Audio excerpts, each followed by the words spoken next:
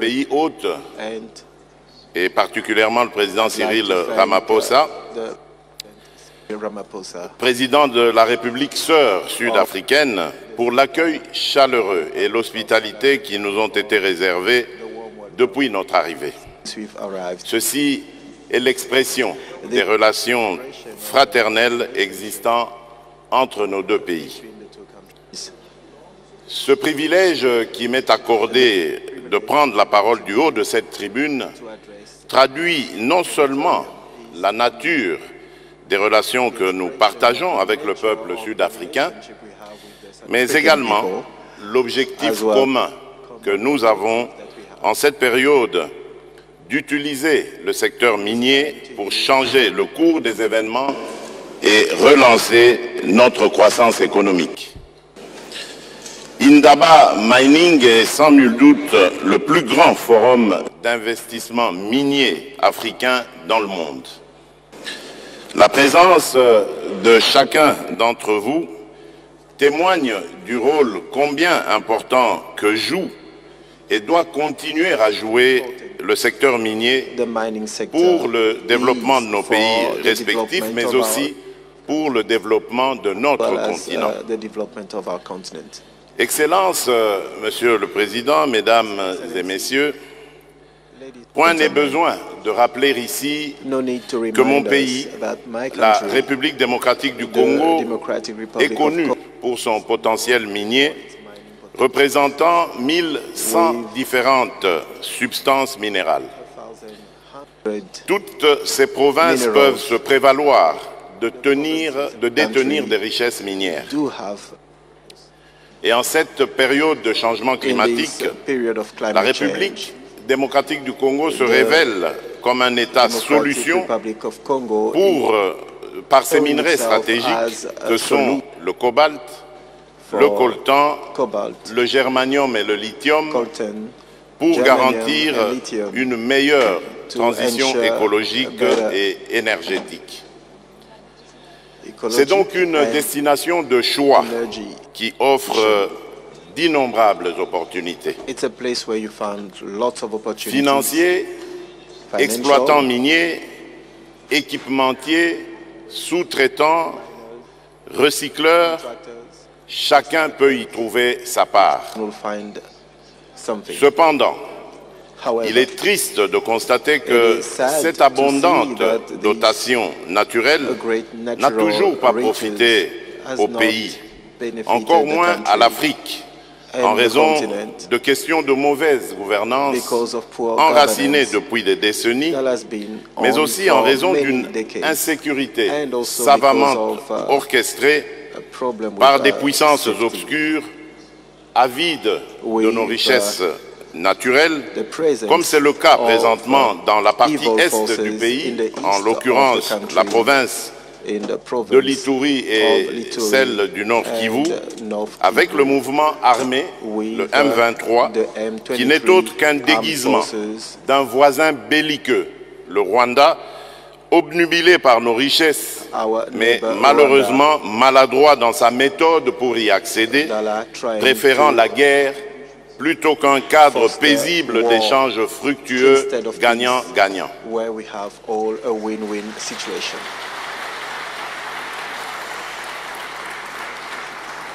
En effet, la République démocratique du Congo occupe, de par sa situation géographique et ses ressources naturelles uniques, une position géostratégique qui représente une espérance planétaire, non seulement dans le secteur minier, mais aussi dans celui de l'environnement. Elle a, à travers l'histoire, été le rempart de grandes révolutions qui ont conduit à la civilisation industrielle. Qu'il me soit permis de rappeler ici ce rôle majeur qu'a toujours joué la République démocratique du Congo, mon pays, lors de grands bouleversements historiques.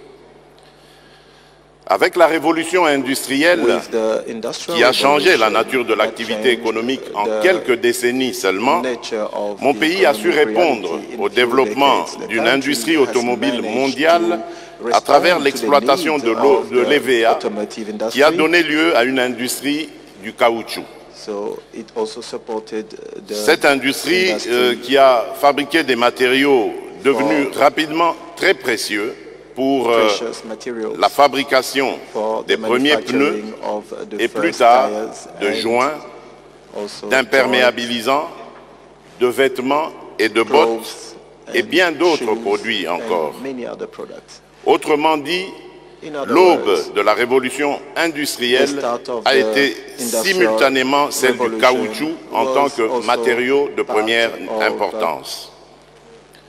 Par la suite, la deuxième révolution industrielle qui a reposé sur l'utilisation de nouvelles sources d'énergie, dont l'électricité, profitera également de l'exploitation du cuivre congolais, principale ressource minière du Congo belge, à travers l'union minière du Haut-Katanga. La liste peut continuer, mais il sera plus facile de se souvenir de la fin de la Deuxième Guerre mondiale de triste mémoire, marquée par la première bombe atomique qui fut larguée sur Hiroshima et Nagasaki, bombe à base d'uranium provenant de la mine de Shinkolobwe, située à 25 km à l'ouest de la ville de Likasi et à 130 km à l'est de la ville de Kolwezi, dans le territoire de Kambove, toujours en République démocratique du Congo. L'histoire atteste que mon pays a toujours été présent à tous les grands rendez-vous des révolutions industrielles, mais malheureusement que sa population n'en tire aucun quelconque profit. Une fois encore, nous nous retrouvons aujourd'hui pour un grand rendez-vous, celui de renforcer la résilience au changement climatique à l'échelle mondiale. Et il est de plus en plus évident que la sécurité climatique, la sécurité énergétique et la sécurité alimentaire vont de pair. La République démocratique du Congo est encore prête à jouer sa partition. Mais cette fois, nous voulons que le peuple congolais y trouve pleinement son compte. Fort de son potentiel en minerais stratégiques que sont le cobalt, le cuivre, le lithium, le manganèse, le nickel et le graphite, mon pays peut contribuer au règlement des questions climatiques et ainsi jouer un rôle majeur dans cette transition énergétique. Le cobalt, minerai indispensable pour les batteries et les technologies vertes, trouve 60% de sa production mondiale en République démocratique du Congo, qui déteindrait 50% des réserves mondiales. En outre, mon pays dispose de réserves importantes en lithium, autre élément incontournable des batteries pour véhicules électriques. Mon adresse aux présentes assises s'articule autour des réformes entreprises par mon pays pour garantir non seulement un bon climat des affaires, mais aussi pour assurer une redistribution équitable des revenus issus des ressources minières au peuple congolais dans la perspective d'un développement durable. Dès mon accession à la magistrature suprême dans mon pays, je me suis employé à redorer l'image de la République démocratique du Congo pour la rendre plus attractive aux investissements en la transformant en un espace assaini par l'amélioration du climat des affaires. J'ai instruit donc le gouvernement de prendre des initiatives allant dans le sens de s'inscrire dans une dynamique permettant l'amélioration du climat des affaires en veillant à ce que la mise en œuvre de ce cadre favorable aux affaires concourt réellement au bien-être de nos populations. Aujourd'hui, la République démocratique du Congo dispose d'un cadre juridique adapté, servant à faciliter les opérations commerciales, à protéger les droits de propriété et à régler les litiges. Les avantages fiscaux et autres facilités liées à la promotion des investissements sont accordés dans le cadre du Code d'investissement, du Code minier révisé, des zones économiques spéciales et du guichet unique de création d'entreprises, ainsi que du guichet unique intégral du commerce extérieur. Par ailleurs, l'amélioration du climat des affaires constitue aussi une garantie au moyen d'accords bilatéraux et multilatéraux, ainsi que d'organisations telles que l'Organisation pour l'harmonisation en Afrique du droit des affaires, l'OHADA en sigle, l'Agence multilatérale pour le commerce, pour la garantie des investissements, MIGA 3, l'Agence pour le commerce et l'assurance en Afrique, ACA, et le Centre international pour le règlement des différends sur les investissements, le CIRDI en sigle. Ces efforts d'amélioration de la gouvernance ont permis à mon pays de récupérer les blocs pétroliers et les actifs miniers détenus par le groupe Ventura, évalués à plus de 2 milliards de dollars américains. Ces actifs seront revalorisés et les intérêts obtenus profiteront aux populations. À titre indicatif, une zone économique spéciale a été mise en place à Manono, dans la province du Tanganyika, pour la transformation du lithium en vue de la fabrication des batteries électriques à des coûts compétitifs. De plus, un accord bilatéral a été signé avec la République de Zambie pour la fabrication de batteries électriques dans la province du Haut-Katanga en République démocratique du Congo. Excellences, Monsieur le Président, Mesdames et Messieurs, ce bref portrait que je viens de dresser de mon pays prouve à suffisance que la République démocratique du Congo est un lieu idéal qui présente de multiples opportunités d'affaires pour les investissements miniers. Considérant que la couverture du pays en termes de recherche n'est approximativement que de 19% du territoire national, il y a lieu de déduire que le pays est encore sous-exploré. C'est ce qui explique le récent lancement d'une vaste campagne de recherche géologique à travers la création du Service géologique national du Congo. Cette campagne qui a démarré par le bloc Katanga dans la filière cupro, cobaltifère et stanifère s'étendra dans les tout prochains jours sur le bloc Kasaï pour le nickel et le chrome. L'objectif poursuivi est de découvrir de nouveaux gisements pouvant faire l'objet d'appels d'offres en vue de conclure de nouveaux partenariats publics-privés mutuellement rentables. Aussi, face aux enjeux, principalement en ce qui concerne la course vers la transition énergétique, la République démocratique du Congo se positionne comme pays solution au regard des occurrences en minéraux dits critiques dont regorge notre sous-sol. La République démocratique du Congo peut dès lors jouer un rôle majeur dans la stabilité et le développement de l'Afrique. Pour y parvenir, je lance encore une fois de plus et de manière sans équivoque un appel à l'action au moyen de partenariats gagnant-gagnant. Ce modèle sous-entend des accords d'échange où les partenaires tirent des bénéfices relativement équitables. La République démocratique du Congo assainit son environnement des affaires afin d'imposer le pays comme une destination d'investissement de choix en Afrique. Encore faudrait-il qu'elle retire également des bénéfices dans ces partenariats.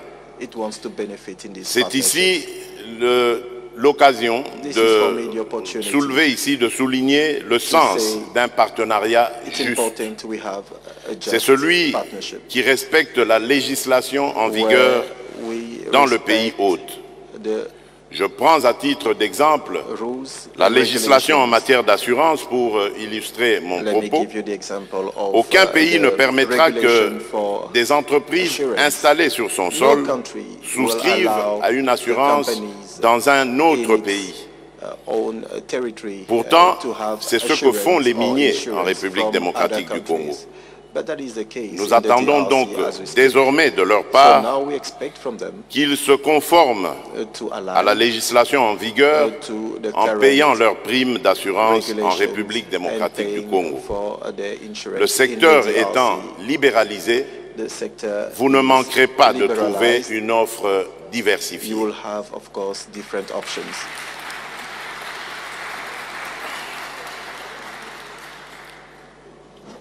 Toutes les mesures et réformes entreprises par mon gouvernement, y compris les préparatifs des élections pour consolider notre jeune démocratie, ont un ultime objectif: convertir la République démocratique du Congo en une destination attrayante pour les investisseurs.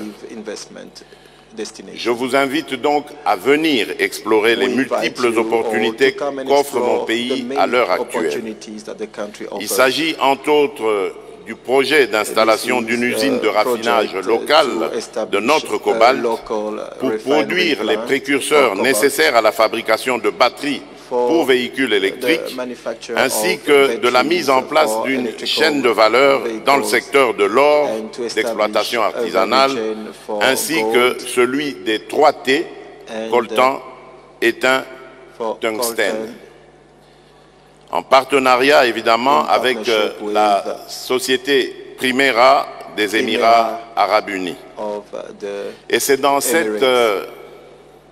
sur cette lancée que nous allons définitivement assainir dans les prochaines semaines le secteur du cobalt artisanal. Excellences, Monsieur le Président, Mesdames et Messieurs distingués invités, le secteur minier en République démocratique du Congo ne saurait être profitable aux investisseurs que vous êtes que s'il répond aux aspirations légitimes des communautés locales impactées par les projets miniers. C'est dans ce contexte précis que des mécanismes favorisant la redistribution des revenus issus des activités minières ont été insérés dans la législation de mon pays au profit des populations impactées par les projets miniers. Il s'agit notamment de l'obligation, dans le chef des tributaires des droits miniers en phase d'exploitation, de signer avec les communautés locales des cahiers de charges définissant leurs responsabilités sociétales, de constituer et de mettre à disposition une dotation de 0,3% minimum du chiffre d'affaires pour contribution au projet de développement communautaire.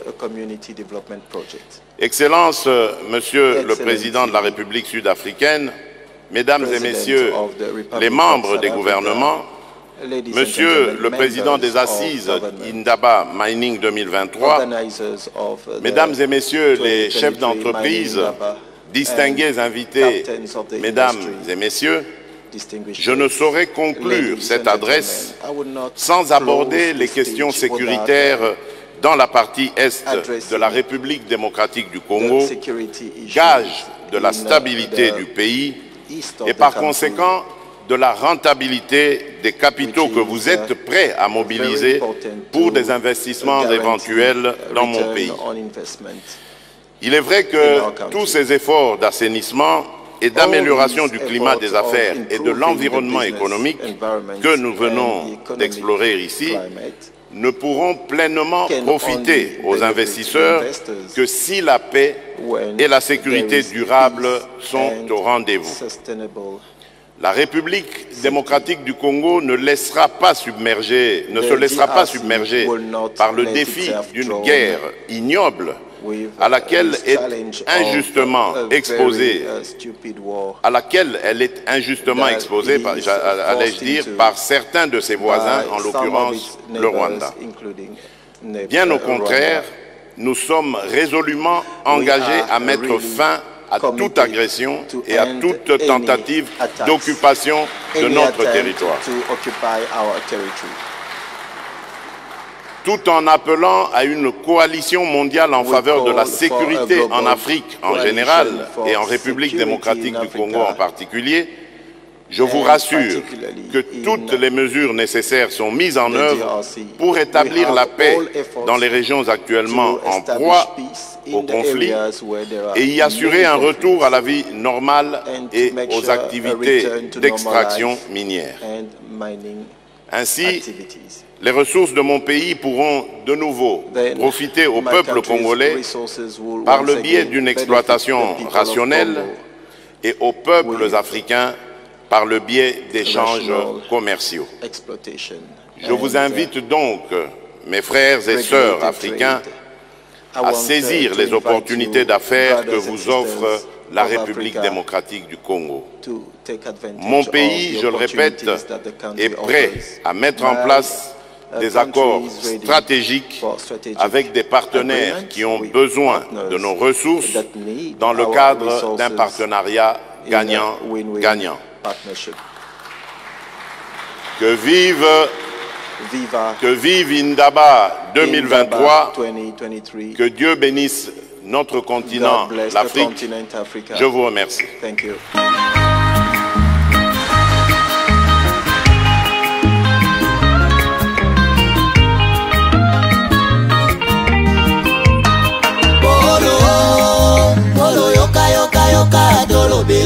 Likambo oyo Kongo elingaka te osi obandi lisusu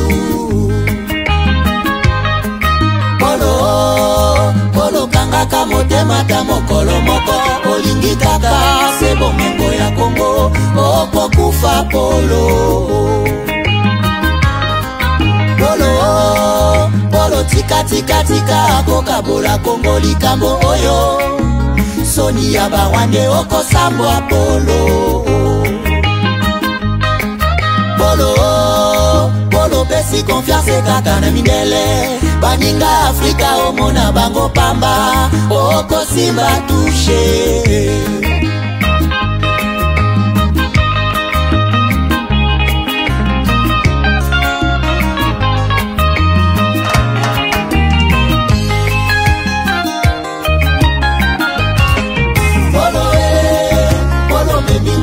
monene polo monga tiese ya biozali bobomi polo tangisi makila mingi na Kongo polo zela kanda ya Nzambe